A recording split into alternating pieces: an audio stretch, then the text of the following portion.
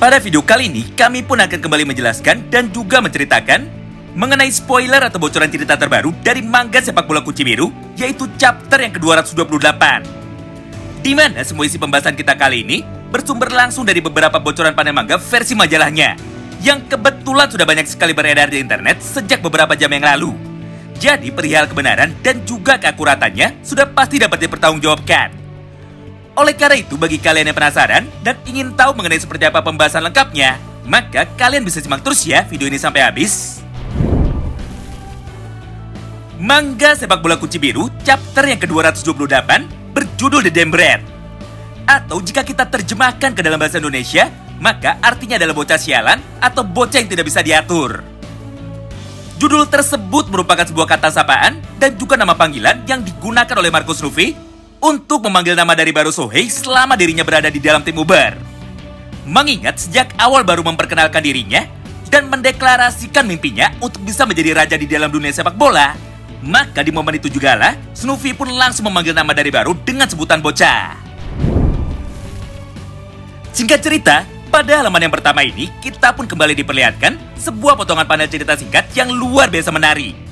Karena pada momen tersebut, nampak kemunculan dari King Baru yang langsung berlari dengan lurus menuju ke area kotak penalti.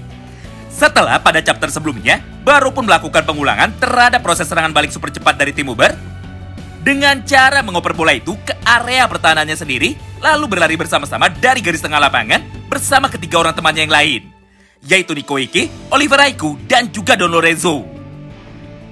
Namun ketika dirinya sudah berada di depan area kotak penalti, maka tiba-tiba saja langkahnya pun harus kembali terhenti karena Isagi dan juga Kaiser akhirnya mampu membaca dengan sempurna kemanakah Baru akan bergerak.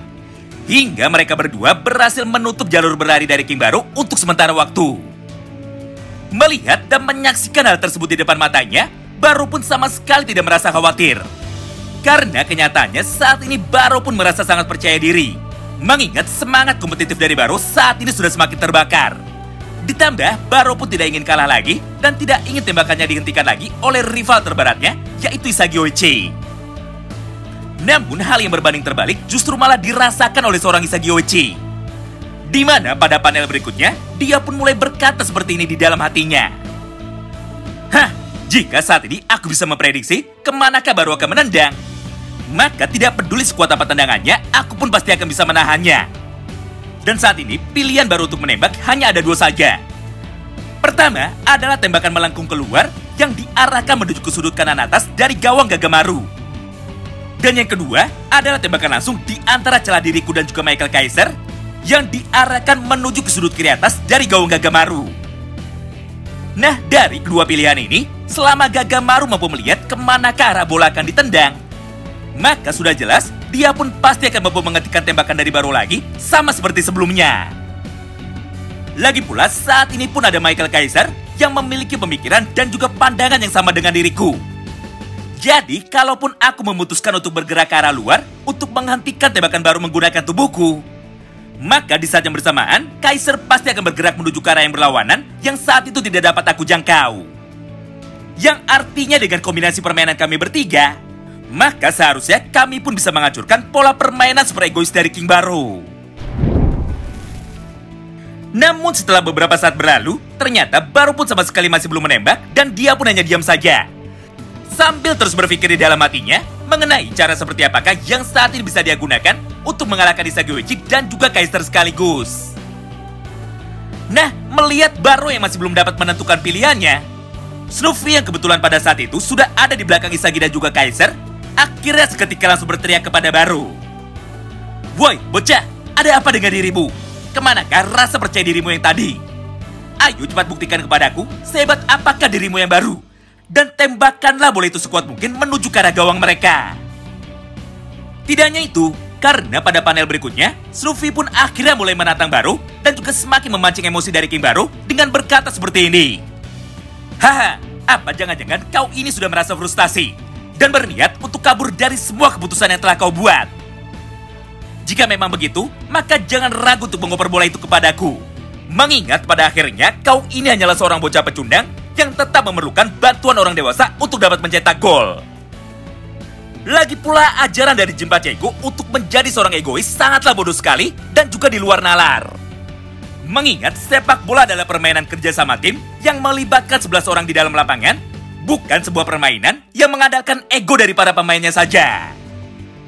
Mendengar semua ucapan tersebut dari Marcus Rufy, emosi dari Baru pun sama sekali tidak terpancing. Mengingat fokus dari Baru saat ini hanyalah untuk mengalahkan Isagi saja. Sebaliknya, pada momen itu, Baru pun malah membalas semua ucapan dari Snoopy itu dengan sangat tenang sekali.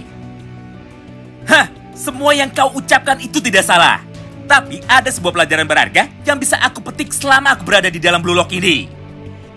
Yaitu, jika kau ingin merubah dunia dan jika kau ingin merubah takdirmu sendiri, maka berhentilah untuk mengandalkan orang lain dan ciptakanlah jalanmu sendiri ketika semua pilihan yang ada di depan matamu sudah tertutup. Tidak hanya sampai di situ. Karena pada panel berikutnya, Baru pun dengan lantang kembali melanjutkan semua ucapannya. Dengar, meskipun aku hanyalah seorang bocah, tapi aku pun masih bisa menjadi seorang raja. Lagi pula, aku tidak akan pernah mau memilih jalan yang mudah.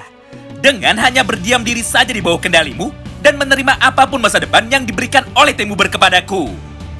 Ingat, tugas dari raja adalah untuk menuntun para pemain lain.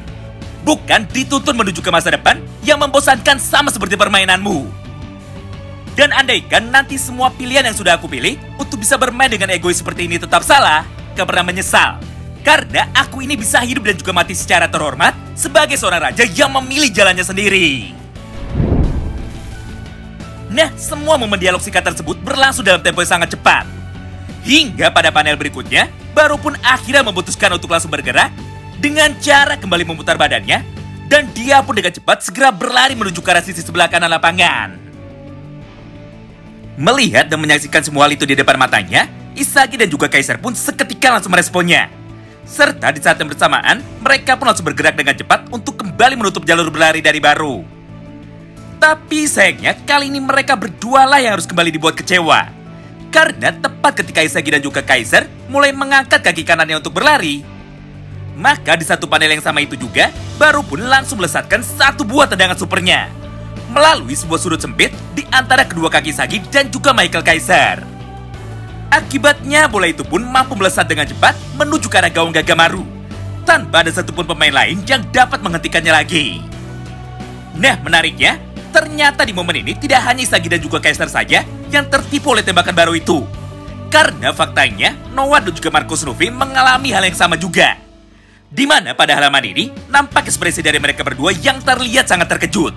Karena tembakan dari Baru itu berhasil melewati kaki mereka juga tanpa sempat disadari. Alhasil Gagamaru yang saat itu tidak mampu melihat dan juga memprediksi kemana ke arah bola, akhirnya hanya bisa terdiam 1000 bahasa tanpa sempat bergerak sama sekali ketika bola tendangan dari Baru tersebut berhasil merobek jalan dari gawang tim Bayern Munchen hingga skor pun kembali berubah menjadi kembali imbang, yaitu 2-2. Wow, gila banget ya.